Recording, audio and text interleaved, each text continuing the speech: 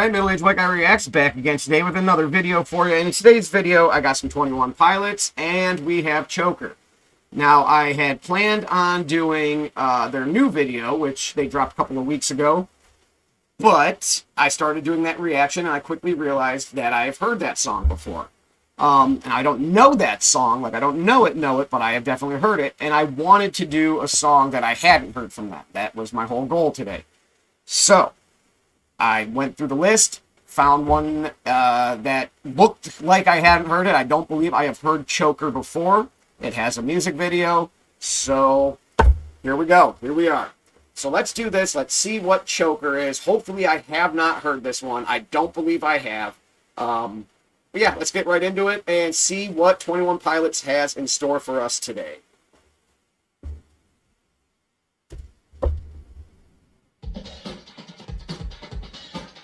Okay. Ooh.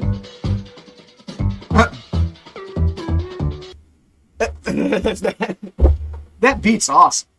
That little doo-doo-doo, that's awesome. That like reminds me of, I don't know, like playing video games, playing like Nintendo games or something. Nice little like platformer, 2D platformer beat there going on.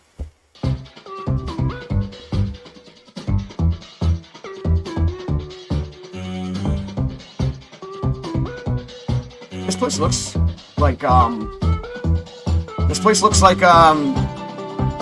oh god. Oh my god! No, no, no! Big Fun. Are you shitting me?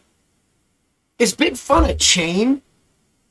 Big Fun isn't a chain, though. How is he at Big Fun? Big Fun is closed. What in the hell? Hold on. Hold on.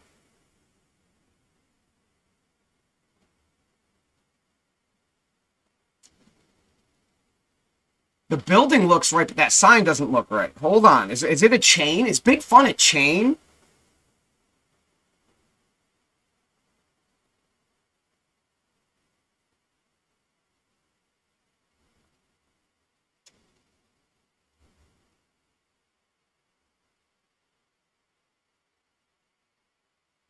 Ugh. There's a Columbus location. No shit. Okay. So. I don't know if you guys will be able to see this. Hold on.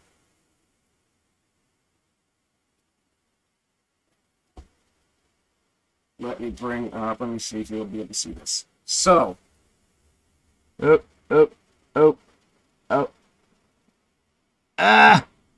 That, the glare, dang it.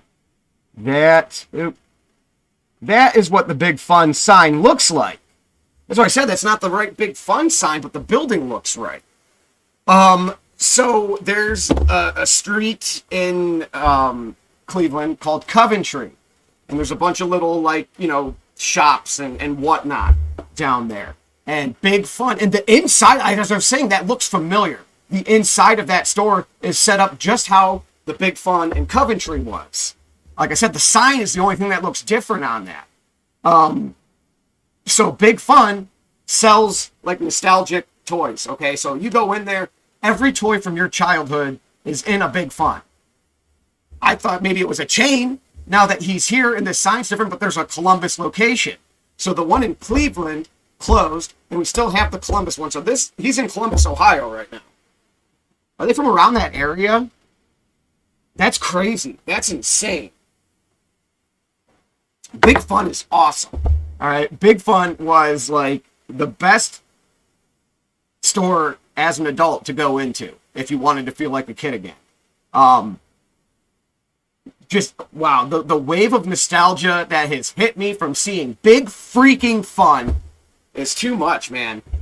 Okay, we haven't even gotten into the song. I'm talking about Big Fun. I'm sorry, guys. Let's go. Oh. There we go. Let's go. Let's get into it. That's insane.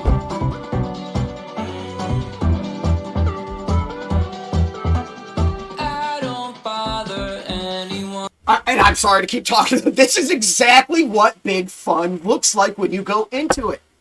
Like, they set up this Columbus location. It looks exactly like the Cleveland one. The flooring looks the same. These filing things, like, I can swear to God those were in the Cleveland one. Like, this is nuts. This is nuts. I don't bother anyone. Nervous when I stand, joking on the circumstance. I don't bother anyone. I'm nervous when I stand. Okay? So let's to get off of the big fun. Okay, let's get off of big fun. Let's start breaking down the lyrics. So to me, that's someone who's like meek and not assertive, right? Who's kind of skittish in social settings. Let's see where he goes with this. Joking on the circumstance, only smoking secondhand. Cut us open, spread us out, dry us in the sand. Lay the fiber side by side, and you'll begin to understand. I know it's over. I was born a joker. Nobody's coming for me. Okay, I know it's over. I was born a choker. Nobody's coming for me. And what else he was talking about? You know, the nervous when he stands and all that, and then you know, basically setting it up as he's a person who doesn't, who isn't assertive.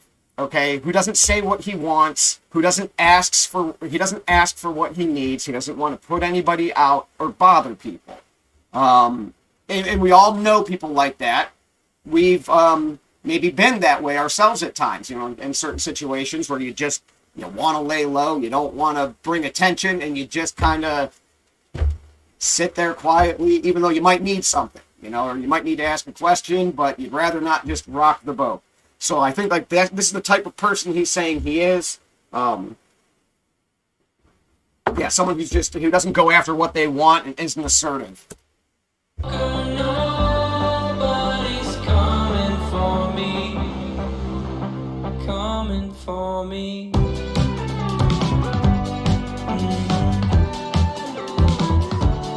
Yep. Okay, see?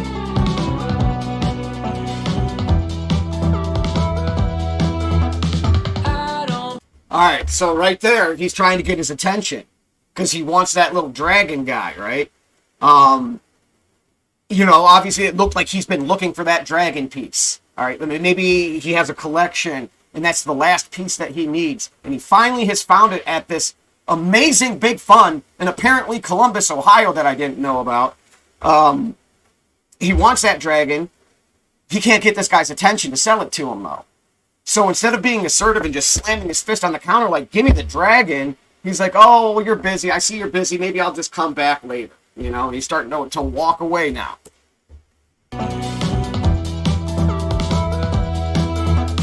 I don't bother anyone. Never make demands. See? Yes. Joking on the circumstance. Self-sabotage is a sweet romance. Self-sabotage is a sweet romance. All right. You know, a lot of the time what he's talking about here, you know, is he doesn't make demands. Like I said, a closed mouth doesn't get fed. Okay, is essentially the point he's trying to get across here. And then hold on, I just lost what he said. I lost my train of thought. Hold on. Let's go back. Self-sabotage is a sweet romance. Self-sabotage is a sweet romance. You know, he's the type of person who maybe won't ask a girl out because he thinks she's going to say no, or won't ask for that promotion at his job because he doesn't want the boss to get mad at him. So before he can even ask these questions, he's already saying like, oh, well, she's not going to go out with me, and my boss isn't going to give me a raise. I'm not worth it. And he's it's almost like self-fulfilling prophecy at that point.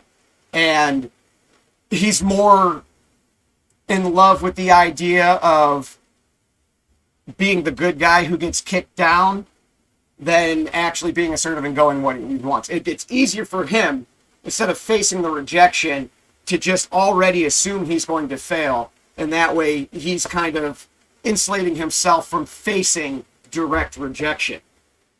Kind of how I'm taking that there. All right, let's keep going. Sorry. Self-sabotage is a sweet romance. Seems like all I'm worth is what I'm able to withstand. Sooner I can realize that pain is just a middleman. I know it's over. I was born. Okay.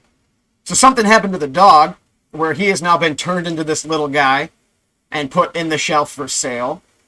So what's going on in Big Fun? Is that why the Coventry location closed? Were they turning animals and dogs into toys to sell?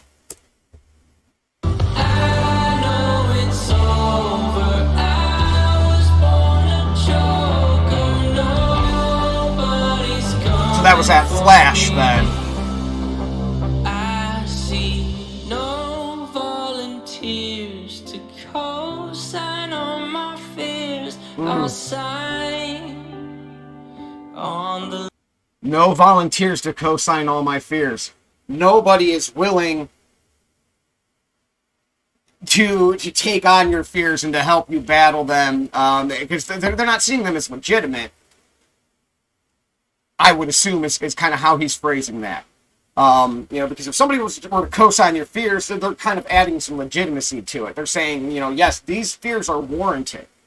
If you're not willing to put your name on that and say, yes, you're warranted in feeling this way, you're kind of just leaving them high and dry. Whether that's because maybe they need to be, or yet you don't recognize that that's not the best path, whichever way. But if you're not co-signing onto his fears, you're not legitimizing them in his eyes. Or you're not taking them and him seriously, okay? My fears are sign. You gonna get your dragon, man? Alone, gonna change my circumstance. I know. Gotta change my circumstance. I know. I need to move right now. Need to move right now. He needs to change his circumstance. He needs to move right now. Okay. So he's this guy who's just been kind of quiet and non-assuming and doesn't want to bother anybody, doesn't want to inconvenience people, and he hasn't gotten what he's wanted that way. And maybe now he's realizing that the only way he's going to get taken care of, to get his needs met, is to verbalize them. Okay. If he doesn't say anything to anybody, how is anybody going to know what's going on? What do you need, man? You'd never talk to us. You never tell us, so we didn't know. We didn't know that you needed X, Y, or Z because you never said that. So he's saying right now like he's going to change, and maybe he does need to be a little bit more assertive in his life to make sure that his needs are met. I need to move right now, 'cause I know it's over. Oh, he stole it! Come on, man. How much did that little dragon cost? 50 cents? Come on, man. Okay, I think he went a little too far in the other direction, okay? He went from not being able to ask to see the dragon piece to then going to the other extreme and just straight up stealing it and running out of the store. Amazing. Let's go. It's over. I was born a joker. Nobody's coming for me. Only smoking secondhand. I know What is this thing? over. I A Mossberg with a big flashlight taped to it? Nobody's coming for me. Oh, it's a net. Nice. Like a little splinter buried in your skin. Okay, hold on. All right, he's gonna wrap. Let's get ready for this. I was wondering what kind of rifle or shotgun that was. It was a net gun, I guess. Like a little splinter buried in your skin. can even push it further in when Wow. your body screams. Okay, hold on. That's kind of deep. A little splinter buried in your skin. Someone else Like a little splinter buried in your skin. Then he says, like, somebody else can dig it out, right? can carve it out. Carve it out. When you've got the pin, it hurts a little less. But when you've got the pin, it hurts a little less. Think about it. We've all had splinters, you know, and if you have that pin, you can really dig in there, all right? Your body's expecting and it's anticipating the pain, so it's not afraid of it, I guess. I don't know. It dulls the sensation for whatever reason. But yeah, you could be pretty aggressive going after that splinter, where if somebody else has that pin, you're like jerking your hand back, like, don't touch me, don't touch me. Oh, it hurts. You know, it's just, I guess, the psychology of knowing when the pain's going to happen that lessens it. I don't know. That's a weird phenomenon, though, isn't it? Skin. Someone else can carve it out, but when you've got the pin, it hurts a little less, and you can even push it further in. Yep. When your body's screaming out, trust your mind's listening. Like a silhouette that you can barely see. When your body's screaming out, trust your mind is listening. All right. The body is screaming out with the pain. The mind knows. Okay, it knows. It knows when you're hurt, when you're in pain. So just trust that it knows. It's going to shield and protect you the best it can from any sort of pain, trauma, physical, mental, anything. Your mind's listening, like a silhouette that you can barely see. As a shadow casts upon the ground where you'll eventually lay forever, but the day goes on, the sun moves behind you. You get taller, bolder, stronger, and the rear view only blinds you. That's crazy. When like the sun, when like your shadow, and the further it gets in through the day, it stretches your shadow out, makes you taller, stronger. That's crazy. That's crazy. You don't think of it like that, but you know, if you think of it, he said, you know, your shadow is where you're going to be. Basically, you're not there yet. Typically, you know, if the sun's behind you, it's going to cast your shadow forward, and then as it lowers, it's going to stretch that shadow out and make you taller, stronger. So he's saying, you know, your future, you're going to be a stronger person. Okay, you're going to learn from whatever these circumstances are, these mistakes. Even if they're not mistakes, you're going to learn every day moving forward, and you eventually are stronger for it. Okay, just like that shadow getting stretched out in front of you. That's your path forward. That's where you're going to go. And as you take a step, every step closer, all right, you're becoming a better person for it. If you only blinds you.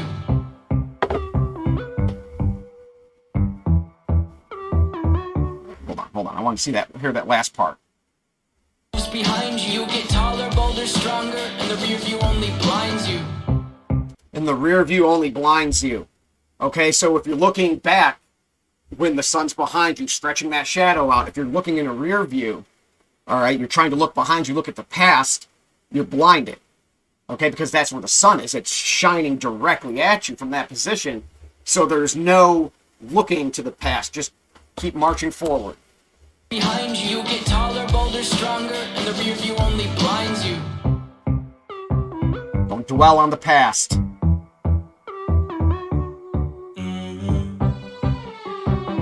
Oh, now he's a little bobblehead. So that makes me wonder where that dragon came from. I mean, you know, was there just dragons rolling around Columbus, Ohio that they happened to shrink to put in this case? Or what's going on there?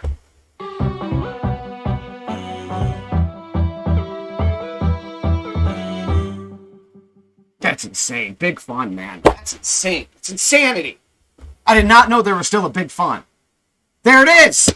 Wow.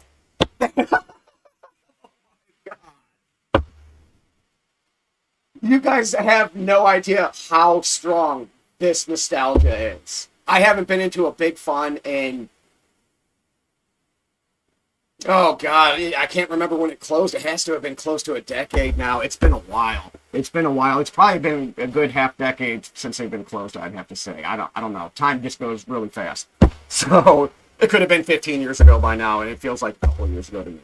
But anyway, I guess that'll do it. That'll be the reaction.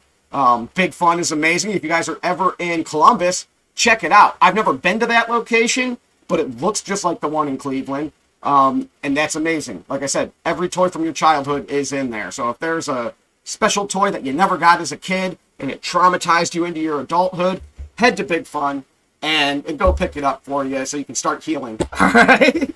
That'll do it, though. That'll be the reaction. Middle-aged white guy is out. Peace.